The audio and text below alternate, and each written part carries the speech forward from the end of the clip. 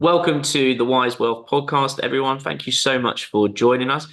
Big news, we hit the top 100 podcasts within the UK and Singapore for investment. So thanks, everybody, for listening in.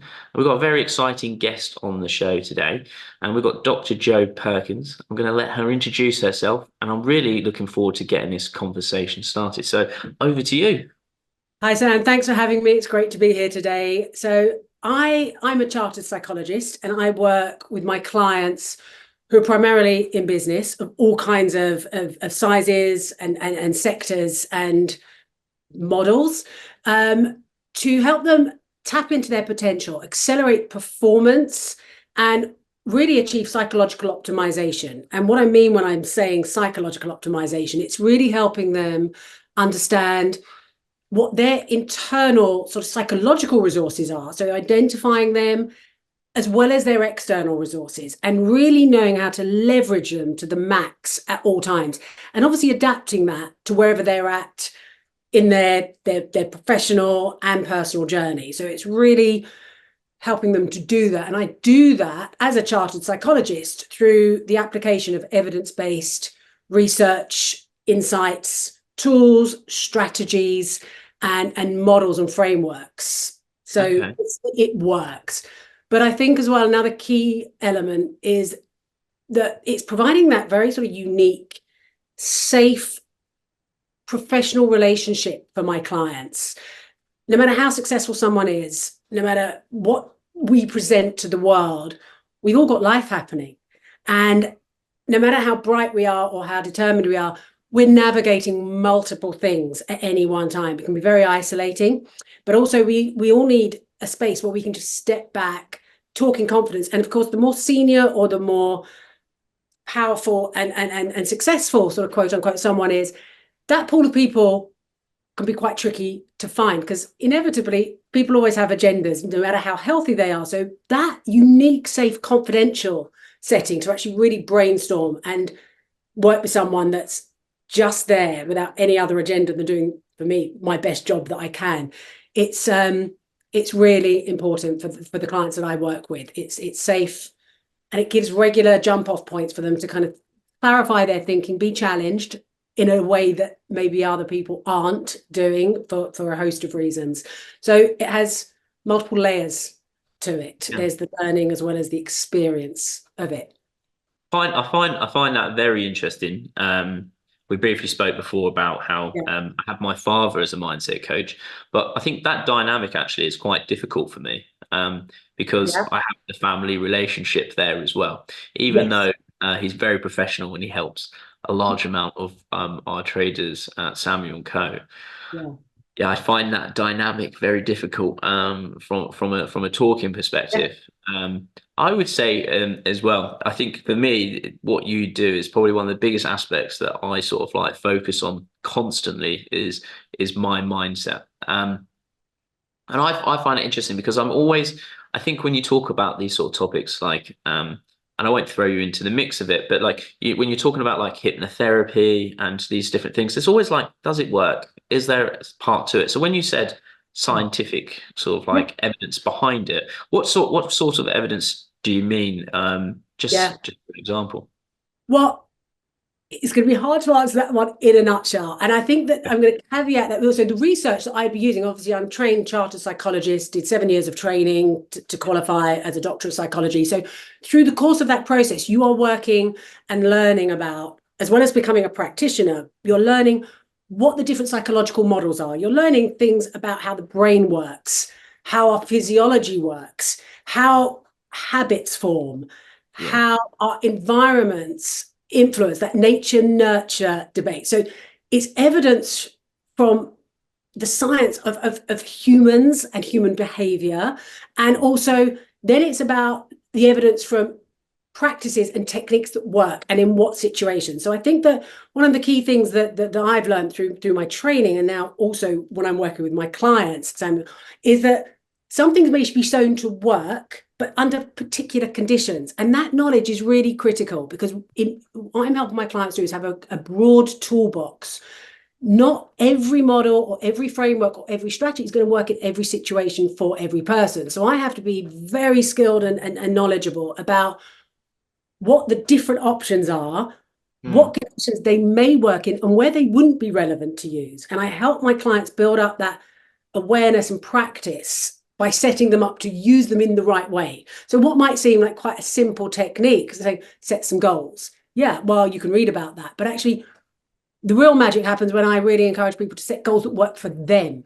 So there will Yeah. be the general rules, and then it's saying, okay, knowing you, if I've got the privilege of knowing them on a one-to-one basis, how are we going to adapt that? So I'll know how to question, how to get the motivation to do certain things. So it's the evidence of all the kind of aspects of the science of psychology, human behavior, and then applying it in a real world kind of way and seeing what works. A lot of it is very experimental. So I will be very honest with my clients when they come at the beginning. There isn't a one size fits all. It's not a manualized process. So when I first meet a client, they'll tell me what they're wanting to work on or what the challenges they're experiencing in their life across the board. Yeah. What does good look like? So again, tailoring it to where they're at, because everyone has different ideas of what success looks like. I might have to do a bit of expectation management at that point.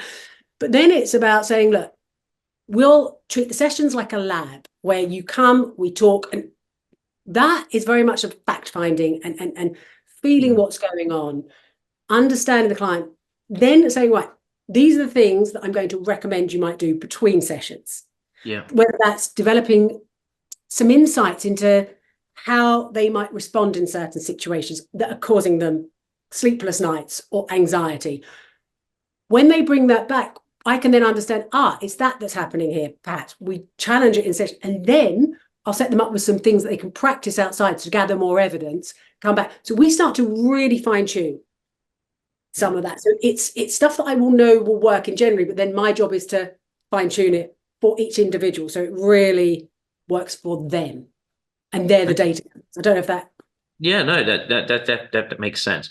I think it's a very interesting idea, and it's something, maybe I need to come and have a sit down with you. Please do.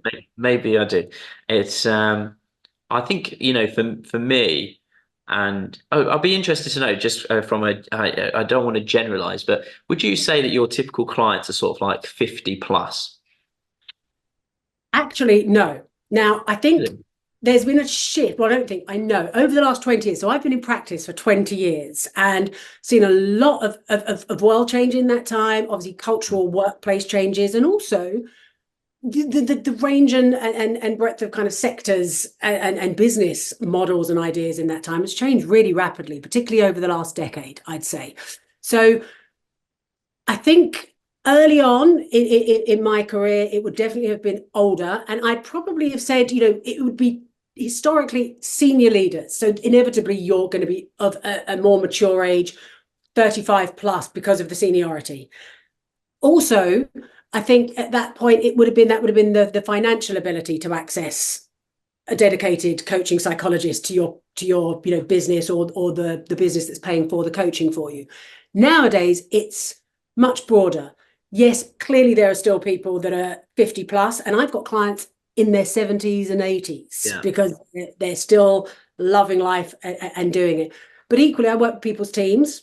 I might work with a very young set of entrepreneurs, startups where they're much younger and in their 20s. And Yeah. there are certain commonalities that being in business and the sort of psychological as well as practical challenges, they're ageless, but there will also be some different things that are more relevant and important depending on where someone's at. So yeah, it's a broad age Yeah. group I work with. Yeah. Very interesting, because I think for someone like myself, I'm 33, Mm. and I built up multiple companies. Yeah. To be honest with you, from a going out into the workforce, I worked at Sahor and Co. Private Bank, and I worked there for, I'm going to say, 18 months. I didn't even work there long. Um, I got a bit of a glimmer of what it was like to work for a boss, what it was worth to work in an old establishment. It's been around since the 1600s. Loved the place, and my ambitions drove me past that. But now, I think what my biggest issue was, I suppose, within this space was I think I've actually achieved what I wanted. Mm, So I always planned on being in the situation that I'm in now, yeah, um, accrue a good large sum of wealth, accrue businesses, and my personal issue, and it'd be very interesting to know whether or not other individuals have experienced this. But at 33, I'm very young, yeah, but I also then have in my head, I have an issue where I find it very difficult to listen to somebody else to tell me what I should be doing yeah. when they're not in my position, they're not at my age, and they haven't built what I've built. And I find that very complicated because I Mm, think there's a lot, and arguably that's why a lot of my friends, I would say, are late 40s, 50s, 60s, and I'm yeah, 33. yeah, And they've been there, they've done it, they've got the t-shirt. However, their mindset is a bit more old school, of course. a bit more traditional. And so for me to try to go out and go, right, how do I now grow from where I am now? Who can I talk to? Who can I network with? Who can I bounce ideas off of? And I can bounce ideas off a lot of people, but not from the same background. And that's not me being judgmental, but I would much rather take advice from a 33-year-old that has done what I've done, built companies similar to me, and in similar situations. But that demographic, when you Google it, I think it's like below 0.1%. And it's like, right, okay, well, I want to hide into nothing. Yeah, yeah. And I think, what you're describing there, Sam, and I don't know if this does give you comfort, but it's that loneliness and isolation of being very, much in the tiny minority of having achieved what you've achieved, and there being no kind of peers, as it were. And even if there are peers, they may have again very different business models, sectors, insights, and thinking styles.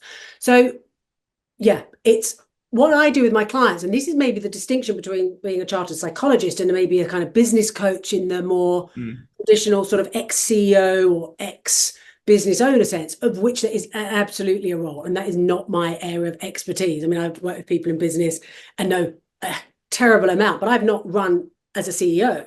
I work with CEOs. And the thing that I'm doing is it's a bit like a sports psychologist for a professional athlete. Yeah. They're not the golfer or the tennis player or the footballer. What they're doing is going meeting you where you're at. So I know, Sam, from talking to my clients who are in that isolated sort of position, it might not feel that lonely, but it's like Mm. teasing out how to find your own answers. You know them, but actually it's navigating. How do you keep getting motivated? What are your stretch for the next, like, motivations for the next stage? Sometimes there isn't anything, and that would be like, well, you don't need to see anyone then. And it's about adding something rather than and sort of deepening the thinking, Yeah. and I rather than this is how you build the business. Because frankly, my clients know way more about their field, their sector, and their role than I will. My expertise is more about what are the challenges you're noticing within yourself? Where are your own glass ceilings psychologically? What are yeah. your doubts? What are your buttons that get pressed in these situations? When do you feel exposed, and how do you behave in those situations? How do you feel more confident in those situations? Because I see a lot of people, you can have it all on paper, Mm. you're still you behind the scenes, and you may have a I very agree. different view of And yourself. yeah. I think maybe as well, I'm probably a bit of an old head on a young shoulders in that sense because I sort of thought I took a step back and was like, you've achieved all of this, but you're actually never at home. You have no time for family. You have no time for family activities. Yeah. And is that what success looks like? And I think that was a big meaning for me. And that's when I moved away from London, moved to the countryside and more time in my own zone, in my own bubble, trying to work out. Because I actually felt like I was lied to. I felt like the belief of success was to have X amount of money in the bank, to have a beautiful car, to have all of these things. And then actually when I got there, I was like, this isn't what I wanted. This isn't what I thought it Yeah. was going what it was going to feel like. And I think, that emotionally it was quite a difficult sort of kick up the butt, I think, because then I needed to start working out what is my drive? My Absolutely. And that was a big struggle because it was like my drive was to get there. I got there. So now what? You arrived at your destination and you didn't, again, it's a Yeah. really fascinating thing. I mean, I think that there's that's a very common experience, Yeah. Sam. And again, how it affects people and at what point in people's lives they hit that point. And sometimes people reach it multiple times. So Yeah. for me, what I'm always trying to do is depending on when I meet someone and when I start working with them, it's always thinking strategically, both in the short to medium term on the business, and for me, very clearly linking that to personal life Mm. growth, motivations, which because a lot of the time they're separated, but of course they're not because it's us. But also thinking one eye on the next decade or whatever the time frame that's relevant, because we do arrive if Yeah. we're doing the right things. And then what? And we're not as humans designed to just come to a shuddering halt. We want longevity. Yeah. Yeah, it's very, very true. And I think that side is an area that I'm interested to explore on this podcast is sort of like, well, how does someone that's, hitting a hurdle, how do they get more motivated? I would love to explore that because I think I've experienced that, and I'm sure lots of listeners have Yeah.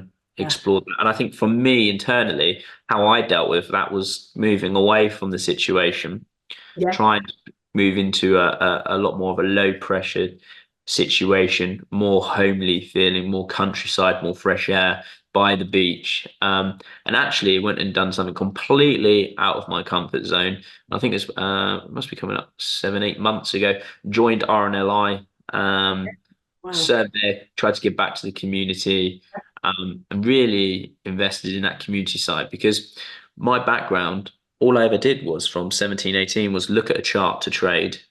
And Yeah. next thing you know, I'm 33 and I've got no other skills other than this. And that's all people would ever talk to me about is, Sam, what should I be buying in the stock market? Sam, what's the next big thing to move? Sam, where's this? And I was like so downbeat about the conversation because it was constant what I was studying every single day. It'd actually be quite nice. Of what did you think of that Netflix series?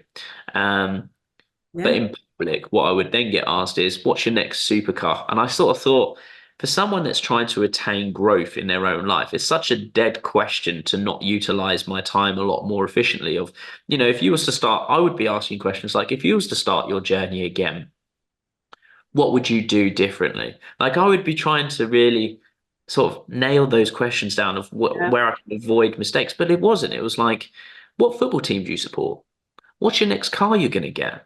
And I thought it was very hard to engage in the conversation because it was such like a dead end conversation for me. And I thought, you Yeah. leave with no benefit to this. I leave with no benefit to this conversation. What was the point in the time of the conversation? And maybe I'm a bit blunt on that aspect, but at least if I could have left that conversation, been like, do you know what? I may well have been able to help that person avoid a couple of mistakes and set them off on the right foot. That's great. But I don't when it's those sort of questions. So joining something like RNLI was very different because no one there, I don't think anyone there actually even knows my job. No one's ever asked me. No one cares about what I do. It's more about the situation that we're in, the training for RNLI, a different environment. It takes me from desk to sea, and that is completely different. And I think that for me was a nice wake up shift. But even still, I don't have the motivation that I used to have, which I find very I was under in my head, I was like, if I can't socialize with successful people, then I need to study successful people. So I was like, you look at Elon Musk, multiple businesses, billionaire, in the eyes of the public, very successful. Things that people don't see behind closed doors is poor personal life, poor Yeah. personal sacrifice. He's got plenty of kids, of which he barely doesn't even know. He Yeah. has to take drugs to sustain his high Yeah. system. Yeah. And, you know, people don't see that stuff behind closed doors of what they think it looks like. But at the time, for me, all I took from that was most people work a 40-hour work week. Sam, if you do a 100-hour work week, what you do in 10 years is what people would achieve in 25 years. And that's exactly what I did. Yeah. Um, Burnt myself out, got completely ill, Oh, yeah. um, Right. and then had to make this big shift. Yeah. And so yeah, now I'm in that situation of like I I dawdle along, I do a good sort of 10 hours. Mm. Um, but it's not the drive that I once had. So very keen to hear what you would say Yeah. to individuals listening about how do they find their motivation. And this might be for someone that's sat at home actually in a dead end job that they don't enjoy doing. And then how do they get that motivation once they get home to then continue that passion and study when they've got Yeah. their own personal life? What sort of advice would you give them? Yeah, well, there's a few different things. So in response to, I'll come back to the person that's doing the day job and then coming back Sure. and kind of tapping into that motivation. But I think that what you're describing, Sam, is really not unusual, as I'm sure you may already know, but that you kind of were hugely motivated around what you defined as success and you achieved it. And then again, it's this really flat feeling when you reach it because you think it's all going to be great when you get to that point. And it's a huge anticlimax, but also there can be, you're not saying this, so I'm not suggesting that's the case, but there can be a huge void, both emotionally and intellectually and energy wise. And it feels very alien. And sometimes it can be hard to replicate that kind of early motivation, the sort of, the immediate early goals, where if, in your case, as they were. So some of the recommendations that I might be working with a client is going, what does motivation look like for where you are at now? And that does get more nuanced as we progress and succeed in life. Some people will automatically go, I want to start again. And I love that bit. I love those early stages where it was the hustle and the struggle, depending on what the business was, if it's replicable and the skills are transferable. Other people go, do you know what? The motivation was developing people or helping people or providing solutions. So we look at alternative ways that, hey, is that still going to potentially be a motivator, or have you done that one? Do we need to look for some other things? So again, it's that lab type thinking. What is going to excite you now? What really matters? So a bit stretching that, but accepting that it may not feel exactly the same as the one that you had in the first part of your career. But also, it's then making sure the questions that you get asked, for example, I mean, that's, some people are just not taught how to ask curious, open-minded questions, which I think is a real Yeah. limiting factor in terms of help educating our young people. We need critical thinking more than ever, and we need to be able to ask open, curious questions for a whole host of reasons. But actually, I think it also speaks to the fact that people think that you may have the formula by tapping into what you want next, which again Mm. is totally missing the psychological point. As you said, you didn't give any big reveals, you're not giving any lessons there, and you're not getting something. And I think people imagine there's a formula to success. If you want something, it's as simple as that, and you will be motivated by it. And there's a lot missing. So for me, it's about making sure that you own your own version of what success looks like and not what someone else is telling you. Yeah. Because we look at the world outside and go, that's success. It might be the flashy car, the private jet. It might be looking a particular way or living in a particular place or having a certain kind of lifestyle. And we take that on unconsciously without even verifying and being kind of Mm. intrigued by it. Do I actually want that? Why? Yeah. What about that life? Is that really me? Or can I think nothing worse of being dressed up every day, going to a party every night, Yeah. on show? And certainly highly successful people that I've worked with go, I didn't think through those bits. Yeah. And No, they make I me agree. uncomfortable, Exactly. actually.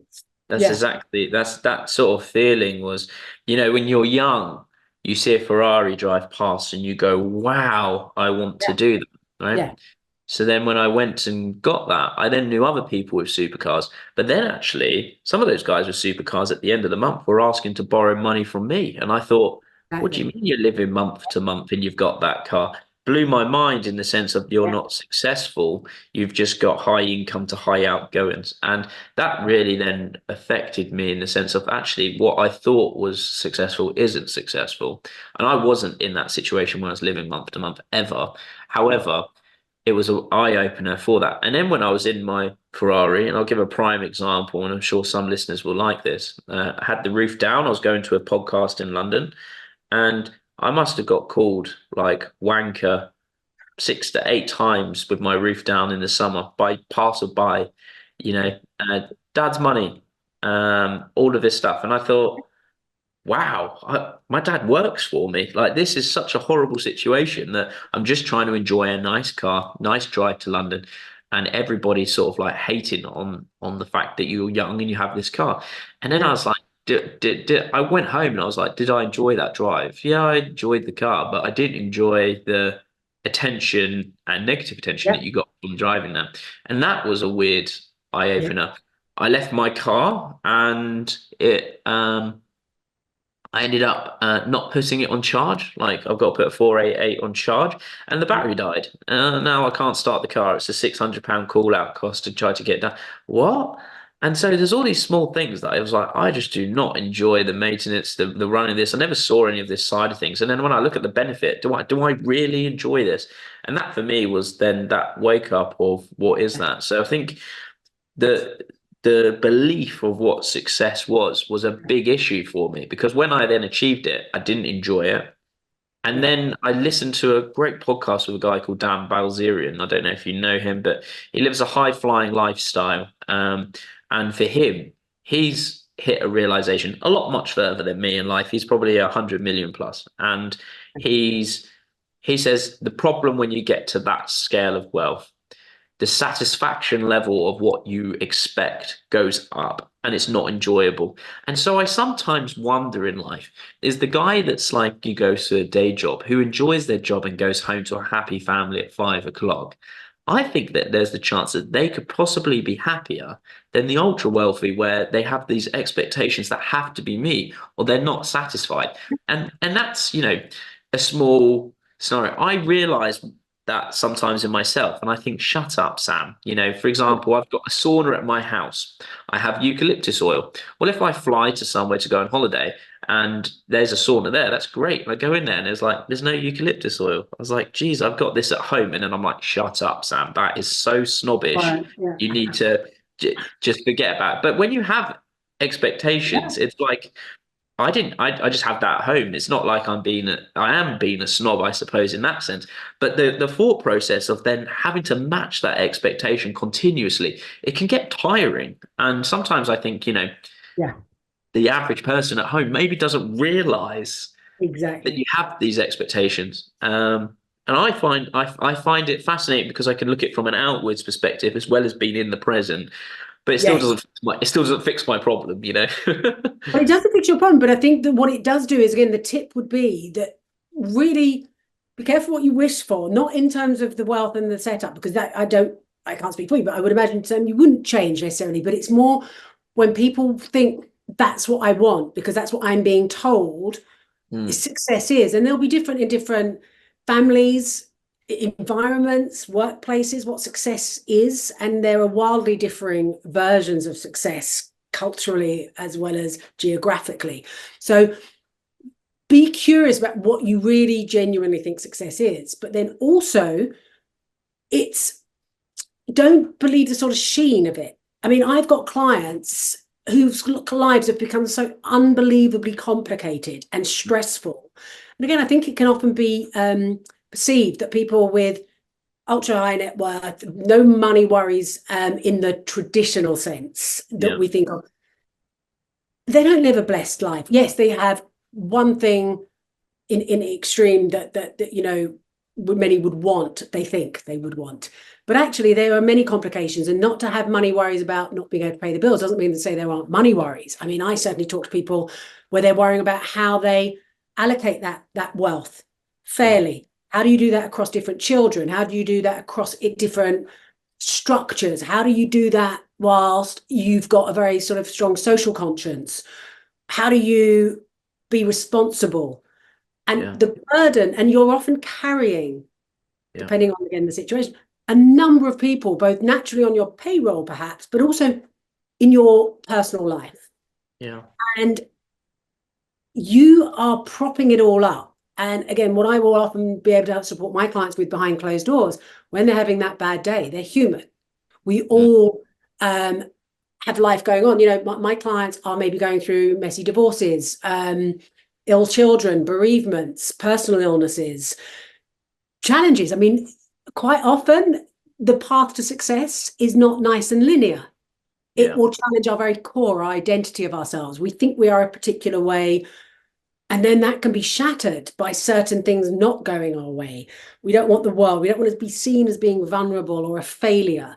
We have complicated dynamics. Again, success that we think is going to give us everything we want and no worries, if we don't really scrutinize it, doesn't mean that we're not with our families. We don't have healthy relationships, perhaps. We are not healthy. We're not going to the gym. We're not doing any of our hobbies. We've got no interests outside work. We get asked those questions when we are out about our job, and we become out of touch with ourselves. And that creates huge anxiety and dissatisfaction. Yeah. So avoiding that is great if I work with someone young enough and at various points, because we don't hit that point. It's not that people won't get anxiety, but you go, okay, we've got a place to deal with it. But also, if I am working with someone where they're in that zone, we can navigate through. But a lot of people don't have anyone that they can safely share that stuff with. And even if they do, is that person equipped professionally to usher them through that in a useful, responsible, ethical way? You know, the sort of practitioner skills. Yeah, I think it's I think, to be honest, with most people, like I'm now, we're talking to hundreds, if not thousands of people. I'm very open with how I feel and how I go through it, because I don't feel that anything that I'm going through is actually anything that someone can turn around and say, you're an idiot. You know, it's I think some of the stuff that I'm discussing, I think a lot of people go through, but maybe just don't talk about it. But I think, you know, in my life, trying to define now, if you said to me, Sam, I want you to sit down and write on a piece of paper, what does success look like for you right now? Okay. Yeah. And what is your future motivation? I couldn't tell you, even if I sat down for Yeah. weeks, because it was so ingrained into me of what it should be. So at that moment, you know, to give you an idea, I think having my dad as a mindset coach very early on in life set this pathway of I put a Yeah. check and I wrote £1 million on it, Yeah. Samuel Leach, and I put it above my bed. And every morning I'd wake up, I would see £1 million check, and I knew that I was going to make £1 million. I knew I was going to, no matter Yeah. what I was going to do, I was going to make it. So I think I had that sort of like chase of money ingrained. Yeah. But then I think I also used to do a practice of writing a letter to my future self. Yeah. Great. And then I would say stuff like, well done, Sam. If you've hit this milestone, you've clearly put in a lot of time and effort. Now, I know from your perspective that you've probably never given yourself a pat on the back during this next stage. So give yourself a pat on the back and enjoy a couple of days off, something along those lines. And even with that, I was still like, it was everything I ever achieved was always underwhelming. It was crazy. Prime example, we was paying like £240,000 a year rent for an office, which could sit, I think, about 60, 70 people. And COVID hit, and I was like, we're going to go buy our own office. Office prices have come down, you know, and we bought a nice office, and it spent the best part of 2 years refurbing it. It had a cinema, it had a gym, it had a training room, it had a meditation room. Yeah. And even when it was all built, there's a photo of me. It's quite an interesting one. I can't remember who took it. It's me mopping the floors upstairs. As in, I was like, the floors look dirty. I'm going to mop them. And even at that point, I still couldn't pat myself on the back and say, well done. You're 30, yeah, how many years ago was that? We've been there probably 3 or 4 years. You know, Yeah. I was probably 31, 32, and built my dream offices. I owned it. It was not leased. It's my building. Um, got a cinema room. We've got all this fantastic gym. The gym has all our branding on. And I'd walk around it and there was not an ounce of satisfaction. And I was like, why is that? Why can it not be that there's a simple pat on the back, Sam, or just a well done, a good feel factor that you've done it and achieved it? But it never happened. And I can't tell you why. I was never down about it. I was never depressed about it. But for some reason, it never ticked the boxes of satisfaction. And that's in my head all the time. And that's when I started looking outwards at community side of things to see Exactly. if I would get Yeah. that feeling. But it's it's a daily battle that I go through, and It I is. find it interesting. And I think that, you know, what you've described a few different things that, again, highly successful people would have. You know, you set the goal. You obviously had various techniques that you used that really kept you on track with that, and engage with them emotionally every single day. That £1 million check on your bedroom ceiling, the letters, all of those things create that emotional engagement. And also a very key component of success, whatever that success is that self-efficacy, which, from a kind of psychological perspective, is that self-belief. You believed you could do it, and there were lots of things feeding that belief and bolstering it over a long period of time, Sam. So some of that lack of motivation would have been, or energy and sense of achievement would have been, well, I knew I was going to be here. And I've talked to people that have kind of reached higher than anyone else may have thought. But when they've always known they'd be on that stage or in that arena or at that position, and they go, it's not a surprise to me. It's kind of like, I knew I was coming. And it sounds out of context, maybe, vain or big-headed, but it's absolutely not. There's a deep knowledge, and everything they've ever done has been directed to that point. But it doesn't go deeper. So that's the bit now that goes deeper. And we know from research that we are happier and more rounded when we do connect with community, whatever that community might be for us at any given time, that we do get to a point where we want to give something back.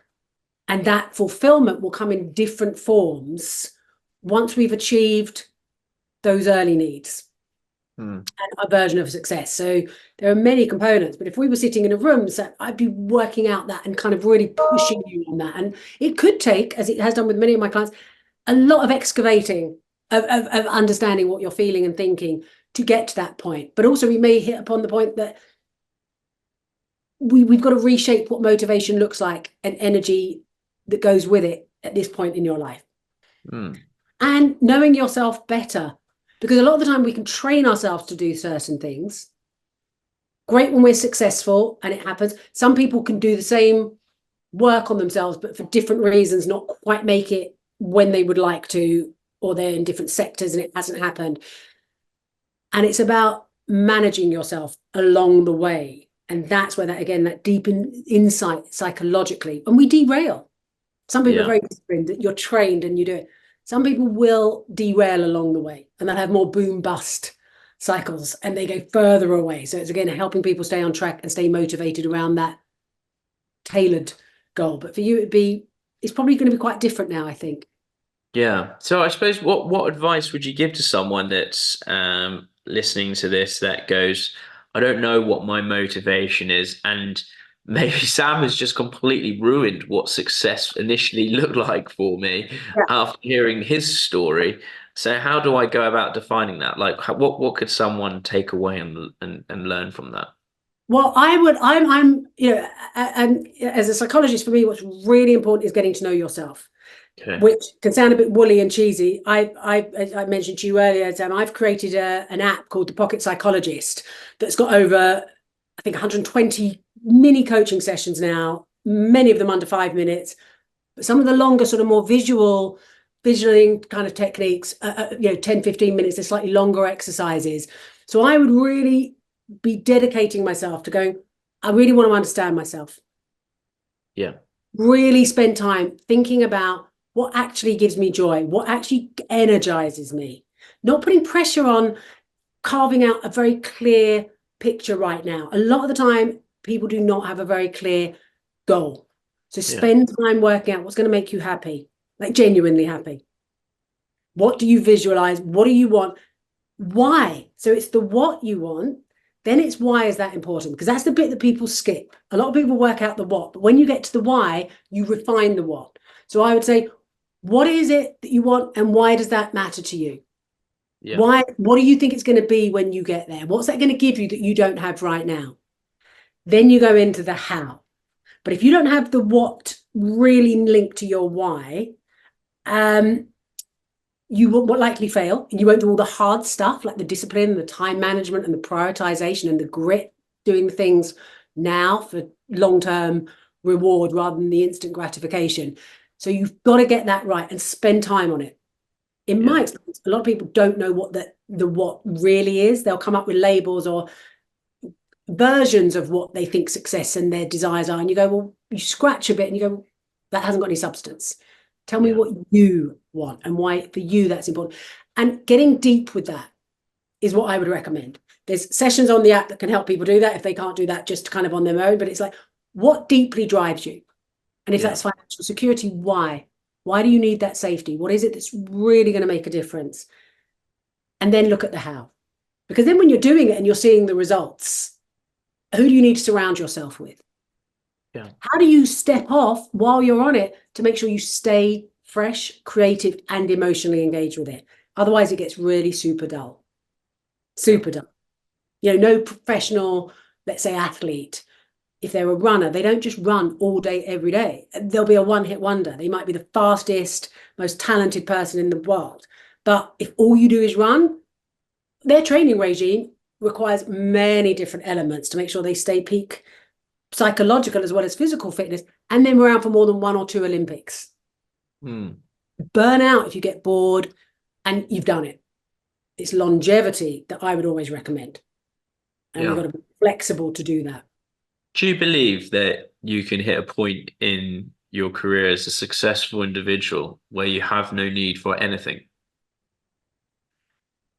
In the material sense, absolutely. In the sense of trying to prove to yourself and the world you can do certain things, absolutely.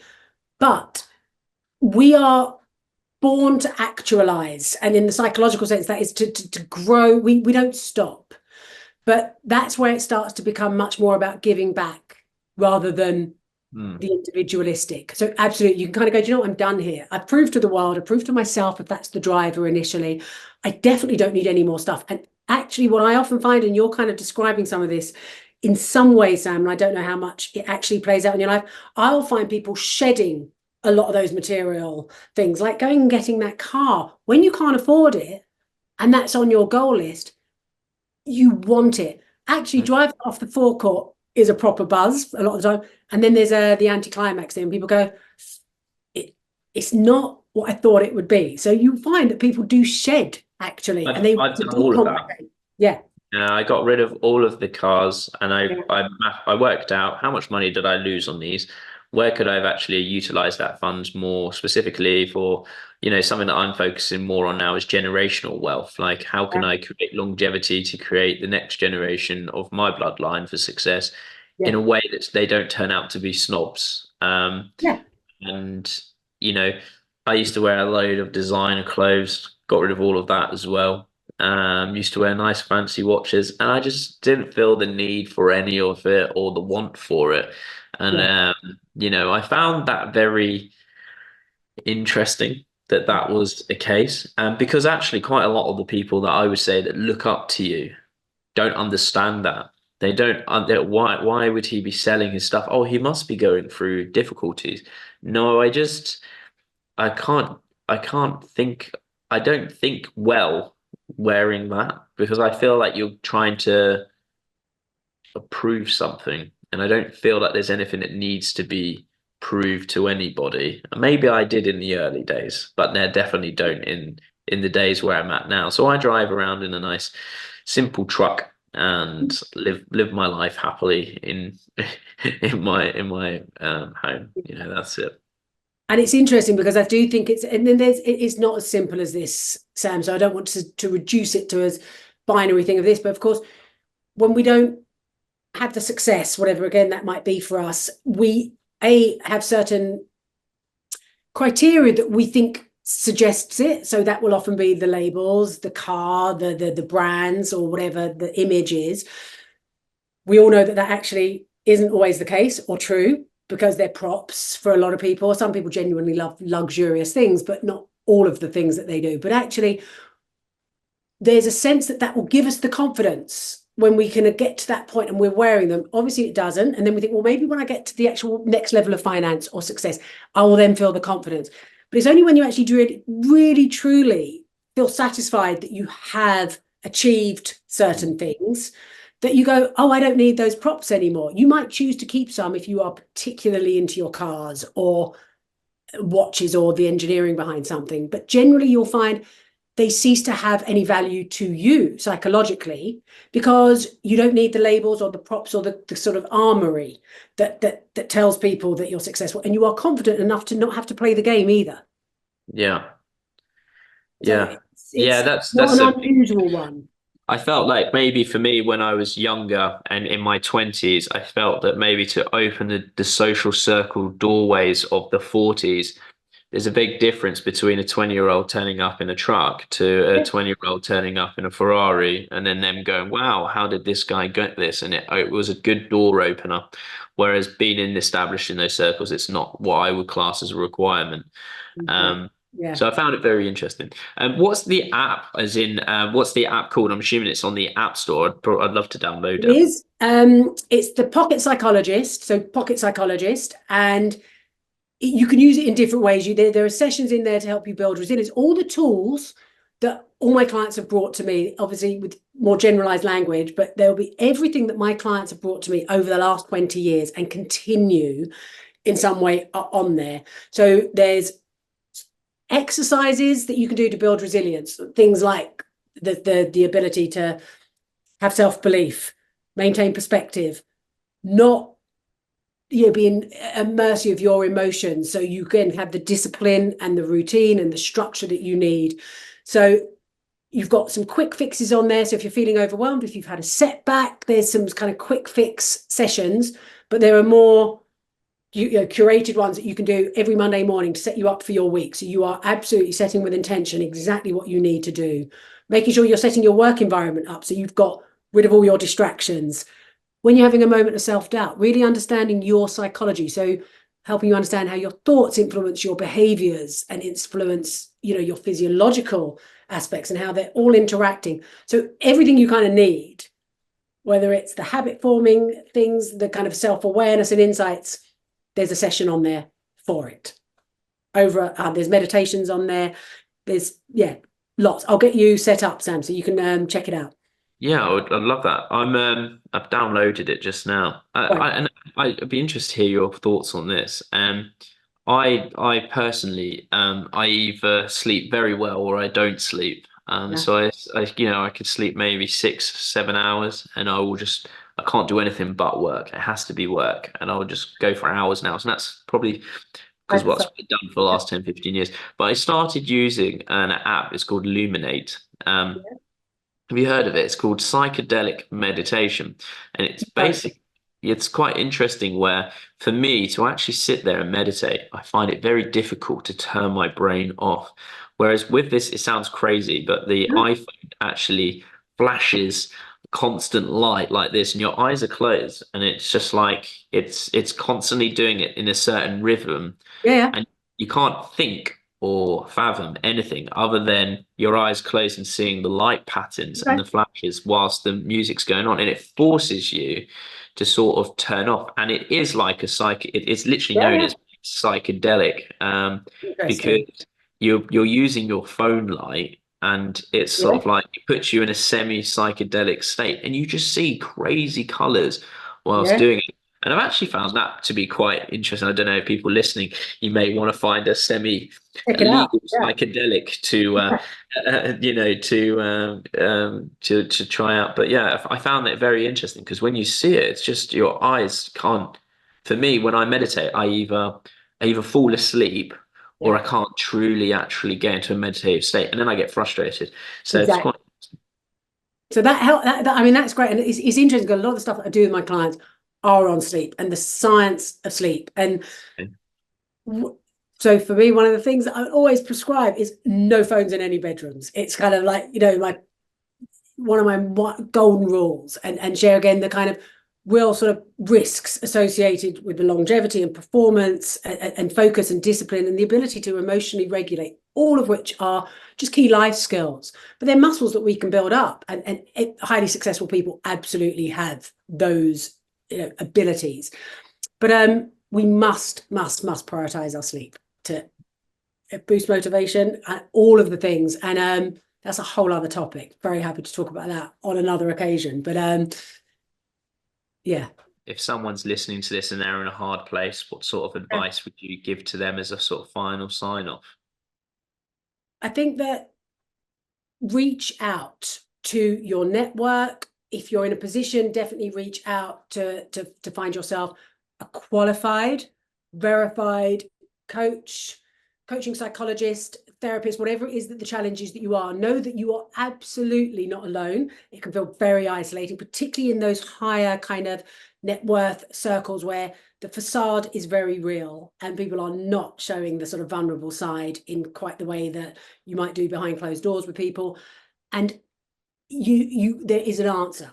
So do not feel like you need to do it alone. And don't ignore it. A lot of people I work with go, I have been feeling not great for a while. And that's not because they're depressed. I mean, sometimes it will be that. Something's not sitting right. Address it. Lean into it. Work it out. Be curious. Give yourself permission to explore it and potentially make the changes that you need to live the life that you want to live and lead. Because I think a lot of people just get stuck going, well, this is who I am, this is how I need to be. And it doesn't even enter their psyche that they can do something differently. And also just being able to step back and doing that with someone, whoever that might be. It might be someone in your personal life or someone more professional. It just gives perspective and allows you to think more creatively, and you will find the solutions. But if it's not working what you're doing right now, change it, which can feel really hard when you're going through a tough spot. So Yeah. I'd say, be honest with yourself. A lot of people ignore the flags, think it's going to get better. If it's not, do something about it. And know there are a number of resources out there, but it won't happen by accident. I think on that as well, there's actually a famous Steve Jobs said, if you wake up each morning and you look in the mirror and you're not happy or excited about what you're about to do, and you maintain that for 4 weeks, that same feeling, then you need to change. And it was something along those lines. It was very similar to what you just said. It takes courage, and that confronting, we hold a lot of beliefs in our mind, and that's a lot of the stuff that I'm dismantling and working with and understanding with my clients. What are you telling yourself your life rules are, how you need to be in the world? Again, a bit like the kind of motivation and what success looks like. Be curious about that. Where does that rule come from? Is it really relevant in your life now? Is it serving you? Is it not? Give yourself permission to at least modify it or chuck it out, depending on what it is. Be curious, and the more experienced we are and the more complex our lives are, the more kind of nuance we need to be. We've done all the basics. We know ourselves. It's really kind of doing that extra bit of work. And not being surprised if it doesn't come easily, but doesn't mean that it's possible. Yeah, everyone listening, don't fear change. It's the only way you're going to get what you want in life. Courageous, be courageous, because arguably most people are courageous in different ways. They just aren't necessarily in those areas that they're struggling with right now. And if someone wants to reach out to you to find out more about your services, what's the best place that they can find you? My website, www.drjoeperkins.com. That's JOPERKINS as opposed to with an E. So that's www.drjoeperkins.com.